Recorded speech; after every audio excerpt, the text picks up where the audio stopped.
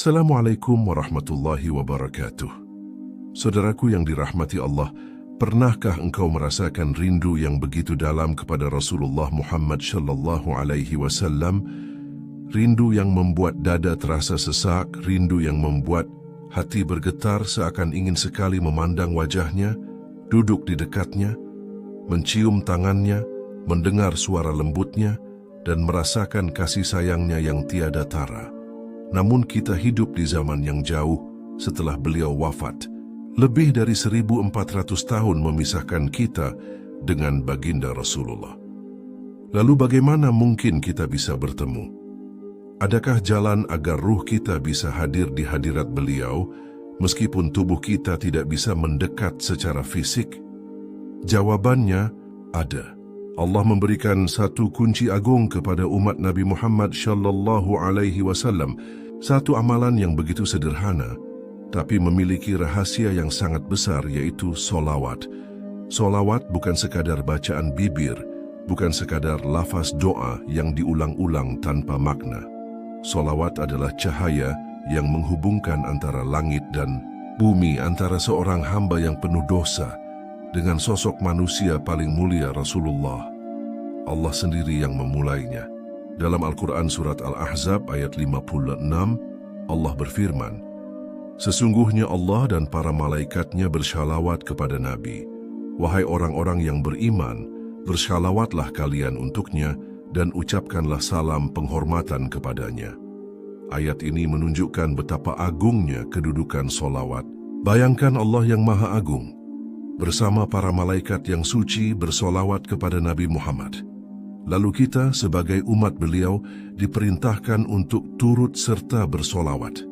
Ini bukan hanya perintah, tapi juga sebuah kehormatan besar.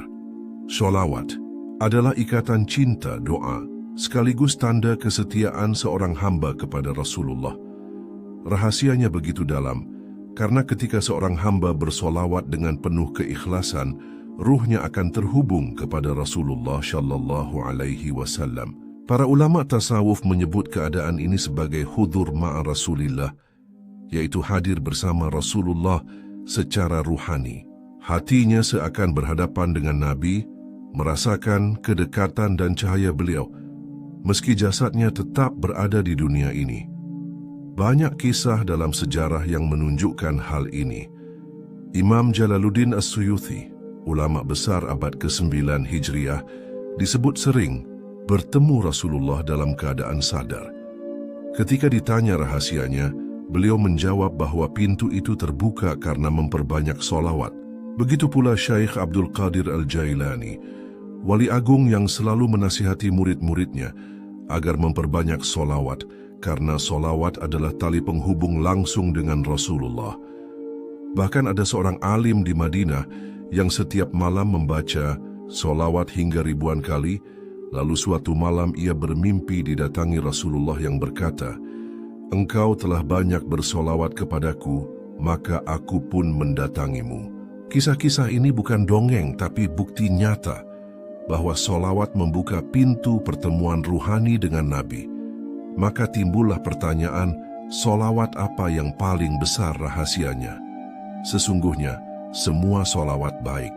Namun, ada beberapa yang memiliki keutamaan khusus. Solawat Ibrahimiyah yang kita baca dalam tahiyat akhir salat adalah yang paling sempurna karena langsung diajarkan oleh Rasulullah. Ada pula solawat Nariyah atau solawat Tafrijiyah yang jika dibaca ribuan kali dipercaya mampu melapangkan rezeki, mengangkat kesulitan, dan mendekatkan diri kepada Rasulullah. Solawat Munjiat dikenal sebagai penyelamat dari berbagai musibah, sedangkan sholawat Fatih masyhur di kalangan para sufi Tijaniyah sebagai kunci pembuka kebaikan dan pintu perjumpaan dengan Rasulullah. Tetapi para ulama sepakat, bukan teks atau jumlah yang menentukan, melainkan keikhlasan, ketulusan, dan cinta dalam hati ketika melafazkannya. Mengapa sholawat bisa menghubungkan ruh kita dengan Rasulullah? Karena Rasulullah itu hidup di alam barzakh dengan kehidupan khusus yang penuh cahaya. Dalam sebuah hadis sahih disebutkan, "Tidaklah seseorang bersolawat kepadaku, melainkan Allah mengembalikan ruhku kepadaku sehingga aku bisa menjawab salamnya. Hadis ini menjelaskan bahwa setiap kali kita mengucapkan solawat, Rasulullah merespons langsung. Ruh beliau menyambut dan menjawab salam kita. Bayangkan betapa dekatnya hubungan itu.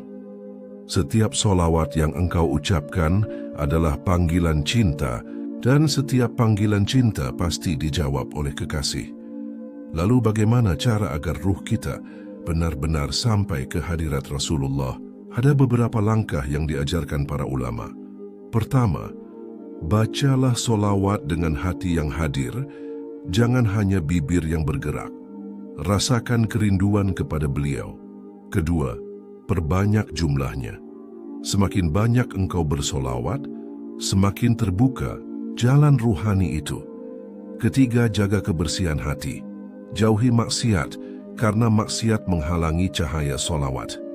Keempat, pilih waktu khusus, seperti sepertiga malam terakhir, setelah salat, atau menjelang tidur. Kelima, gabungkan dengan doa. Ya Allah, hadirkanlah ruhku ke hadirat Rasulullah.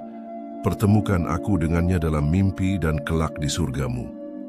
Dengan demikian, solawat bukan sekadar bacaan, tapi benar-benar perjalanan ruhani yang mengantarkanmu ke hadirat Nabi. Jika engkau istiqamah, buahnya akan sangat terasa. Hati menjadi tenang dan lembut. Ruhmu merasa dekat dengan Rasulullah. Engkau bisa bermimpi berjumpa dengannya. Hidupmu penuh berkah, rezekimu dilapangkan, kesusahanmu diangkat, dan yang paling agung, kelak di hari kiamat, engkau akan mendapatkan syafaat beliau.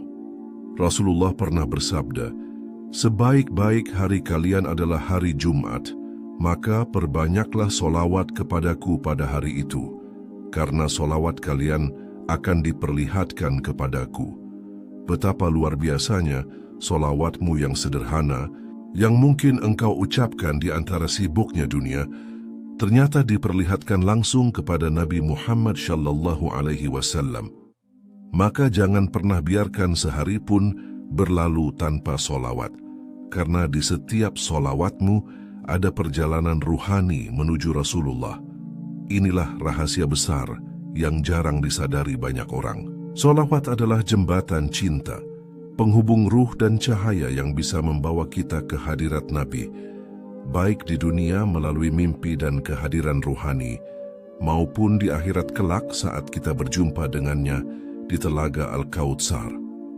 Mari kita akhiri dengan doa. Ya Allah, limpahkanlah solawat dan salam kepada junjungan kami, Nabi Muhammad sallallahu alaihi wasallam, yang dengan namanya Engkau angkat derajat kami dengan syafaatnya. Engkau selamatkan kami, dan dengan cintanya Engkau hidupkan hati kami. Ya Allah, pertemukanlah kami dengan beliau, baik dalam mimpi maupun dalam kenyataan, dan kelak di surgamu yang penuh kenikmatan. Amin Allahumma amin. Semoga video ini bermanfaat untuk kita semua. Wassalamualaikum warahmatullahi wabarakatuh.